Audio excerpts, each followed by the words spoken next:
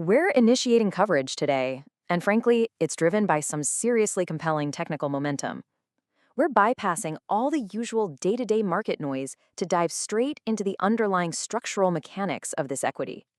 When a stock starts behaving like this, it absolutely demands a rigorous, fundamental breakdown of exactly what's driving the valuation. The monthly technical chart is telling a really clear story right now. This equity is aggressively pushing up toward multi-year highs. That kind of immediate, sustained technical strength, it commands attention.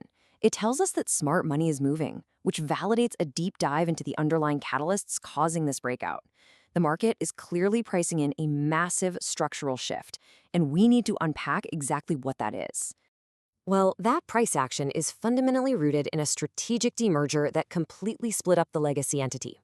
What used to be a tangled singular operation has now been cleanly bifurcated into two pure-play assets. So they now operate with completely singular, focused business models: Suven Life Sciences Limited and Cohance Lifesciences Limited. This separation is a game changer because it finally allows the market to value each business on its own distinct merits. This NCLT-sanctioned unbundling solved a huge historical problem, the classic conglomerate discount. Before this, public markets really struggled to accurately price these conflicting cash profiles. The demerger fixed it by cleanly separating a high-burn, highly speculative clinical pipeline on one side from a stable, cash-generative commercial manufacturing operation on the other. It essentially unlocked trapped value by giving investors a totally clear choice. When you evaluate them fundamentally side by side, the contrasts are stark. Suven is anchored by 20 years of unencumbered global IP, but, it carries those binary make-or-break phase 3 clinical risks. Cohance, on the other hand, leverages this massive 2,650 kiloliter manufacturing capacity, but it's dealing with some near-term friction from post-merger integration. Let's break down the clinical side first, just to really understand that high-risk, high-reward dynamic. Diving right into Entity A. Suven Life Sciences operates a pure clinical moat. It's centered entirely on GPCR-targeted novel molecular therapies. These are highly complex treatments aimed at severe central nervous system disorders, things like Alzheimer's type dementia and major depressive disorder. This moat is insulated by absolute operational barriers. We're talking highly specialized chemistry expertise and grueling 8 to 12-year development cycles, all backed by absolute global patent exclusivity. But here's the catch, and it's a big one. This clinical exclusivity burns cash incredibly fast. They posted a massive FY26 net loss of 276.34 crores. Now that's currently being buffered by a recent 857.64 crore preferential warrant issue. Crucially, that issue was heavily subscribed by the promoter group, which shows some serious skin in the game. This fresh capital secures their near-term solvency right through the end of their phase 3 trials. Although, keep in mind, it does significantly expand the fully diluted equity base, which is something you definitely have to factor into the valuation. Isolating the FY26 trailing 12-month data, the financial strain is pretty undeniable. Total operating expenses surged to 297.23 crores.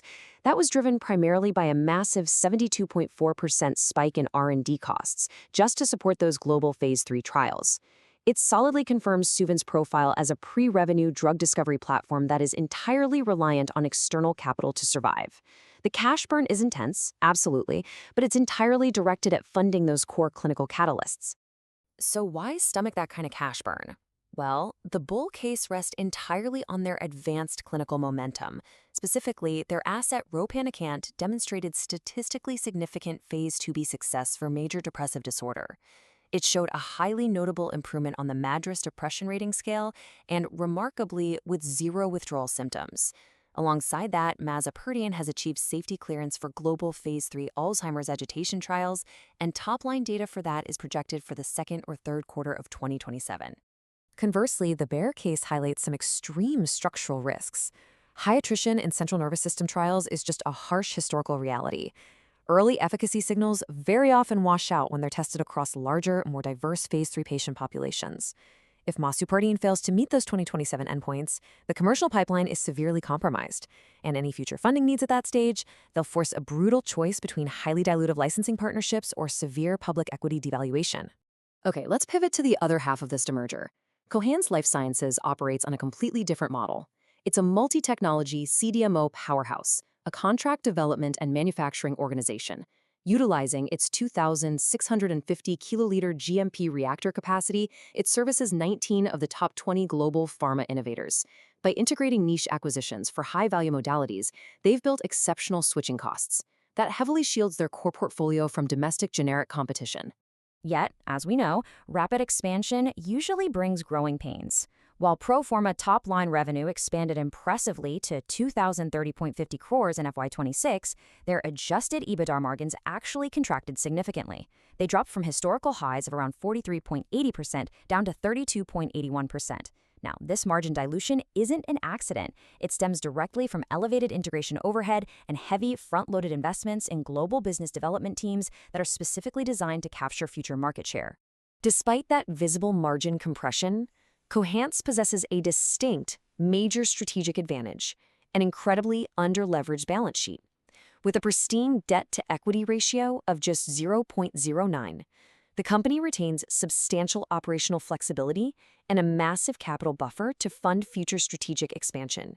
Basically, they have the financial firepower to navigate this current margin contraction without jeopardizing their long-term operational stability. And that operational flexibility is perfectly timed to capture some massive macro tailwinds. The biggest one right now is the U.S. Biosecure Act. This legislation is rapidly accelerating geopolitical supply chain de-risking. It's actively pushing clinical sourcing away from China and directly into Cohance's integrated Indian manufacturing base. When you combine this geopolitical shift with rapid scaling and high-value modalities and an early recovery in global agrochemicals, the growth runway here is just immense. However, execution is literally everything, and the primary risk for Cohance remains post-merger integration friction. We actually saw EBITDA fall even further to 23.9% in the first quarter of FY26 because of these exact pressures. If cross-selling between its newly acquired units stalls, or if they just fail to realize synergistic purchasing, achieving their aggressive target of a $1 billion run rate by 2030 is going to be severely jeopardized. The stakes for operational execution are incredibly high right now. To mitigate those complex integration risks, the board executed some major structural leadership changes. Former Cipla Global CEO Umang Vohra has been installed as Group CEO. Bringing in a veteran who is accustomed to massive global scale is a very deliberate move. His mandate is to navigate this complex, multi-site consolidation as the entity fully transitions to unified market trading. It's about aligning executive strategy perfectly with market execution to stabilize those contracting margins. Ultimately, institutional capital has to map these two entities onto entirely divergent value horizons. Suven presents a high-risk, binary survival versus capital play that relies entirely on scientific momentum and external funding.